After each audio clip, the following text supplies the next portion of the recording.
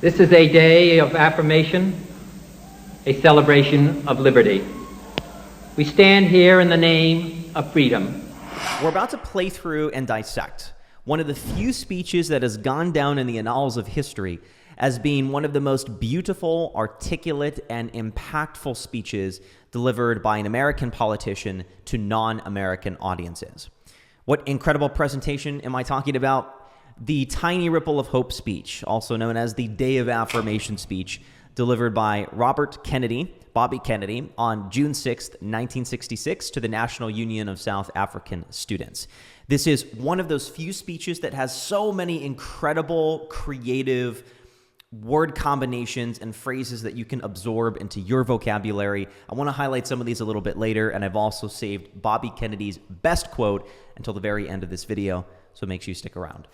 At the heart of that Western freedom and democracy is the belief that the individual man, the child of God, is the touchstone of value, and all society, all groups and states exist for that person's benefit. The first element of this individual liberty is the freedom of speech, the right to express and communicate ideas, to set oneself apart from the dumb beasts of field and forest. Hand in hand with freedom of speech goes the power to be heard, to share in the decisions of government which shape men's lives, not just to those of a particular religion, not just to those of a particular race, but to all of the people. One of the qualities that you often find underlining many great orations and political speeches in history is they all identify the platform. The platform is not the physical stage upon which the speaker stands, but rather a quality of the introduction. What do I mean by that? I mean, people need to be captivated to feel as if the words that are exiting your mouth are worth paying attention to. They need to feel as if you understand them. You can do this in many ways. What many political speechwriters will do is they'll identify sometimes a very specific problem that everyone has as a thorn in their side, the elephant in the room that society is dealing with. Or they will go broader and they will identify everyone as being part of some similar group. And that could be, in the most broadest sense, we're all part of this corpus of humanity, this body of Homo sapiens. We all want the same ideas. We're all waging war against the same enemy. Many speeches start with that contextual backdrop. What are we fighting against? Who are we? How are we all somehow brothers? And then they start to double click into whatever problem the speech is tackling, which is what RFK is about to do here. For 2 centuries, my own country has struggled to overcome the self-imposed handicap of prejudice and discrimination based on nationality, on social class, or race. Discrimination profoundly repugnant to the theory and to the command of our Constitution. We are committed to peaceful and nonviolent change, and that is important to all to understand, though change is unsettling. So the road toward equality of freedom is not easy, and great cost and danger march alongside all of us. Another beautiful set of sentences. When it comes to articulate expressions, there are a few set of words that, when precisely arranged, give the impression of a sentence having more of an aphoristic bearing than sometimes it really has. Aphorism is a quality of sentences that typically sound wise, they sound witty, they sound sagacious because typically they are, but a lot of it has to do with the wording. For example, if I said, "For it is only when we seek to talk directly on camera that we can communicate more deeply than if we are alone with ourselves." It's not really a profound thought, but it's because of how it was worded, specifically beginning with the word "for," that makes it sound wise in some sense. And Kennedy has 2 of these back to back. He says a sentence beginning with the word "for," but he also ends the previous sentence. What does he say? He says, "And that is important to all to understand, though change is unsettling." Though change is unsettling. Everywhere new technology and communications brings men and nations closer together. The concerns of one inevitably become the concerns of all. And our new closeness is stripping away the false masks, the illusion of differences, which is the root of injustice and of hate and of war. Only earthbound man still clings to the dark and poisoning superstition that his world is bounded by the nearest hill. His universe ends at river shore. His common humanity is enclosed in the tight circle of those who share his town or his views and the color of his skin. One idea I want to quickly draw your attention to. We've talked about this in previous videos on this channel, so consider subscribing below if you haven't already, is the idea that great speeches in history often very vividly create a link between whatever grand struggle we're dealing with in society and a path of cosmic significance.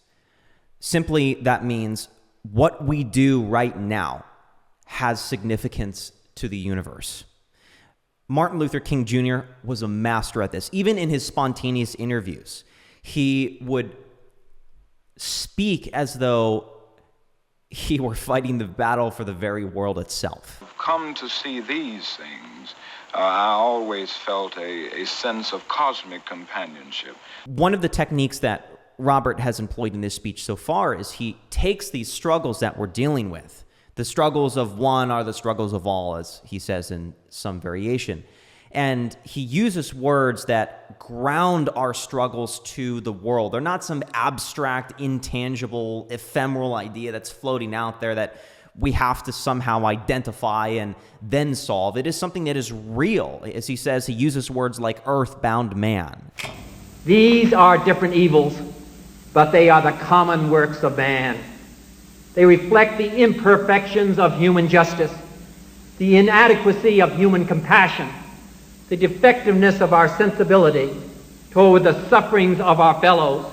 They mark the limit of our ability to use knowledge for the well-being of our fellow human beings throughout the world.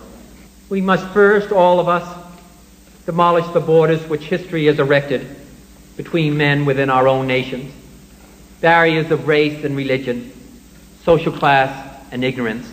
The cruelties and the obstacles of this swiftly changing planet will not yield to obsolete dogmas and outworn slogans. It cannot be moved by those who cling to a present which is already dying, who prefer the illusion of security to the excitement and danger which comes with even the most peaceful progress. This world demands the qualities of youth, not a time of life, but a state of mind, a temper of the will, a quality of the imagination, a predominance of courage over timidity, of the appetite for adventure over the life of ease. Before we listen to the last few sentences of the speech, I want to draw your attention to several sentences and descriptions that have been used in the audio that we've listened to, but also in the full transcript of this speech, that are sentences, expressions, phrases, word combinations that I want to assimilate into my personal lexicon, the way that I speak, and they also may be of advantage to you. One of them that we did here is dumb beasts of field and forest. Beasts of field and forest. It has a biblical undertone to it, but field and forest is just a beautiful way of giving a snapshot of nature, a quality of the imagination. I love how that sounds. An appetite for adventure. Enormous array of the world's ills. Ill has this idea of sickness associated with it. And if there's a sickness to the world, like you take something that's more intangible and real and vivid, and you associate that to the point that you're attempting to make. The world has problems, but it's not just a problem, it is sick, and so you use the word ill. Rational application of human effort to human problems. And the last one I want to highlight is every corner of the world. Again, these great speeches, they have this common pattern of attempting to unite people under a common banner or reduce the size of the disparity that exists between us all. We are of one common brotherhood. We fight the same battles. We wage war against the same nemesis. Let's go ahead and play through this last sentence, and this will be my outro. Thanks for watching.